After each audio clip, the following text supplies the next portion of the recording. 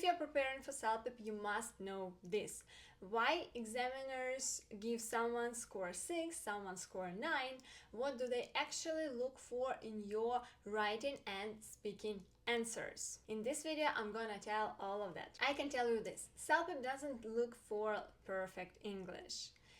It looks for something completely different, and most students even don't know what it is. Examiners use specific criteria to evaluate all writing and speaking answers. And yes, your writing and speaking answers are evaluated by real people. And these criteria, they are not some mystery, they're not a secret, they're published on the official CELPIP website. You can have a look at them, and we're gonna discuss them right now. There are 4 criteria for writing and for speaking. They're a bit different, but we're gonna start with writing and then I'll explain the difference, what is different in speaking part. So the first one, content and coherence, vocabulary, readability, task fulfillment. So if you just look at them, you may not understand what they are, like what do they really describe. In this video, I'll try my best to describe them to you. So all of these 4 criteria have 4 points in each. The first one, content and coherence. Here they check number of ideas, quality of ideas, organization of ideas, examples and supporting details. Let's look at them a little bit closer.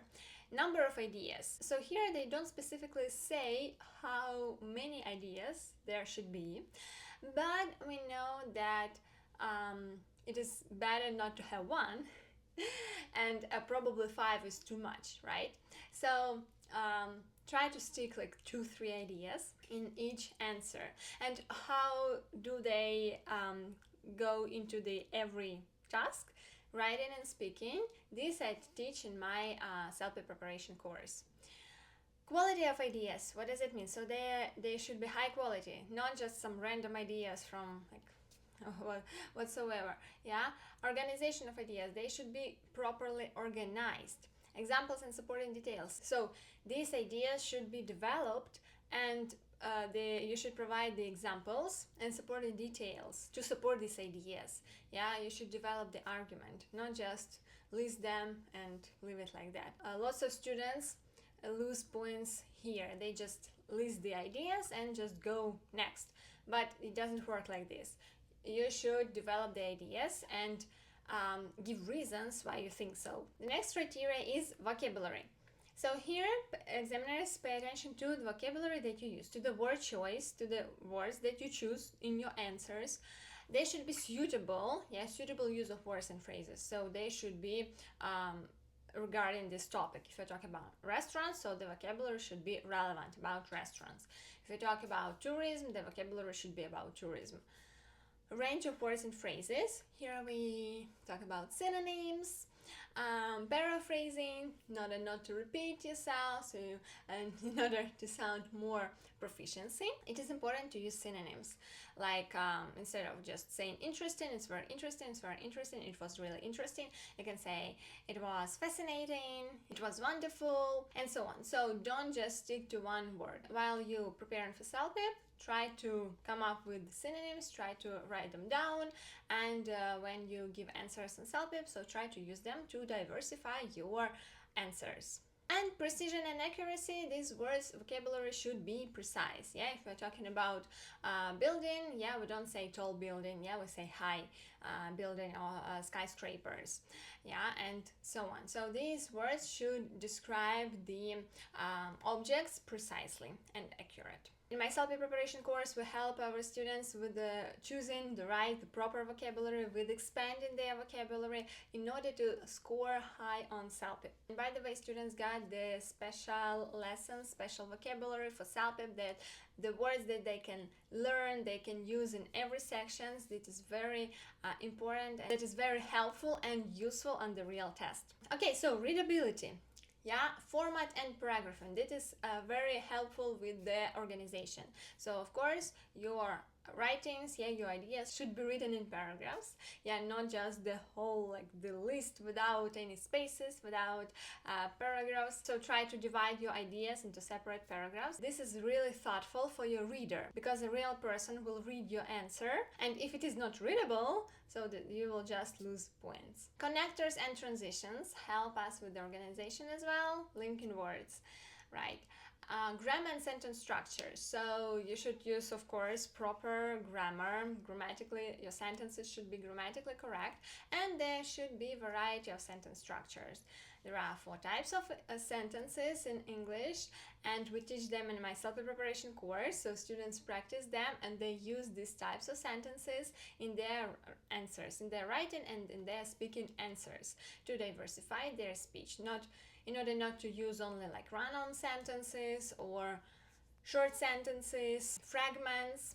So we teach that, and students can explain their opinions in clear way. In addition, in our course we provide students with 10 grammatical structures for band 10. If they want to have band 10 on writing and speaking, they can use these grammatical structures specifically for these scores.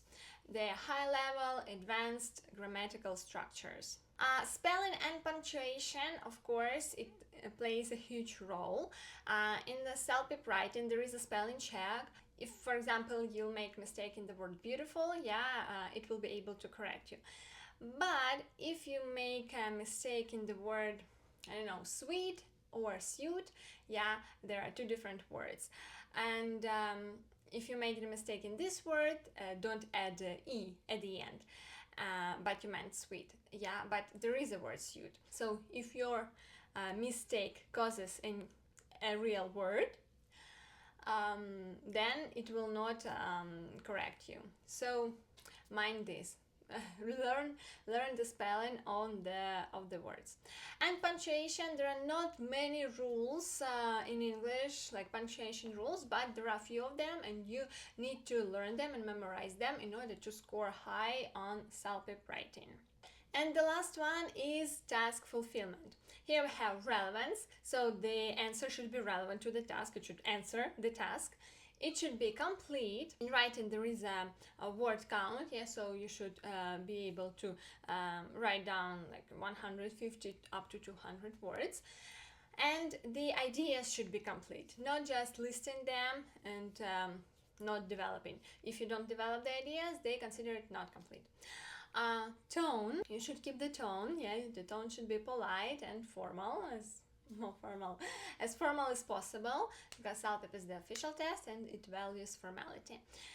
By the way, in our CELPIP preparation course, I provide students with the phrases, the formal phrases, and like the common informal words and vocabulary, how to replace them with more formal words in order to score high on CELPIP.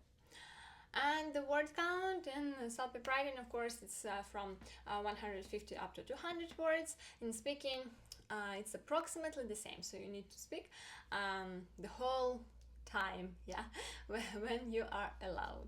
And now let's jump into speaking. Speaking criteria are approximately the same, so we have content and coherence. Everything is the same here. Vocabulary also the same.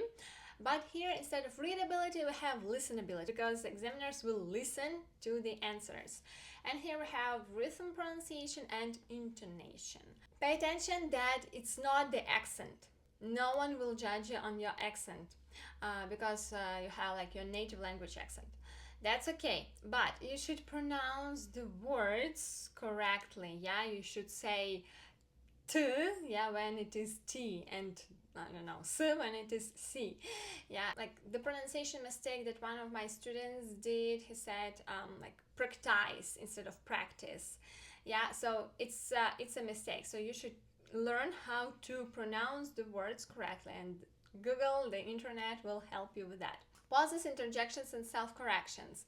They are okay, like interjections, like when you come up with ideas, you need some time, you need the pause to think, that's okay. Self-correction is okay, but not like too many, because if you correct yourself too much, you will not have time to answer the task, right? So just do it in moderation. And some students ask, what if I say like improper vocabulary, like the F word or something like that? That's fine. You just like pull yourself together and go on. Just continue. I'll just say sorry and just continue talking. that's okay. Then grammar and sentence structure are the same, so you need to show the variety of grammar, grammatical structure, the sentence structure. This is what we learn in our course. Variety of sentence structure, so you need to use different, not just short, not just long, so you need to mix them in order to express your ideas clearly. Task fulfillment is the same. Relevance, we have relevance here, completeness, tone, and word count. Word count is really not that important here, but it's still you should speak until the time is up. All the time that are given, like 60 seconds, you need to speak for 60 seconds. If it is 90 seconds, you need to speak for 90 seconds. It's okay to speak like 70 seconds or 80 seconds if you're done. If your answer is complete, you gave the like introduction, main part, and the conclusion, that's okay. You can just keep silent and be ready for the next task. So these are what the examiners use to evaluate your answers. In my CELPIP preparation course, we use the same criteria to evaluate students' answers. Writing, the same like criteria we evaluate and give the score, approximate score. Speaking, I evaluate the voice messages. We have a WhatsApp chat with the students and they send me their voice answers to the tasks, CELPIP speaking tasks, and I evaluate them and give them approximate mark. I evaluate the content and coherence, vocabulary, listenability, task fulfillment. I tell what to improve, what vocabulary is better to use here, what grammar is better to use here, and give some ideas how to improve their answers so they can achieve their desired score. So if you need to prepare for CELPIP and if you're looking for a guided course where the teacher will support you in this journey, evaluate your answers, give you feedback on your writing, speaking tasks, what to improve, and tell you what you need to improve, what you need to correct, I will invite you to check our website with the options of studying with us. If you have any questions, you can leave them in the forum on the website. I will chat with you and help you to choose the best option for you. And if you need just writing or speaking part, we have them separately. I will list the links for them as well. And so that's it for now. I hope it was helpful. And I wish you guys luck on your CELPIP preparation and on your CELPIP exam. I will be glad to see you among our students. Take care.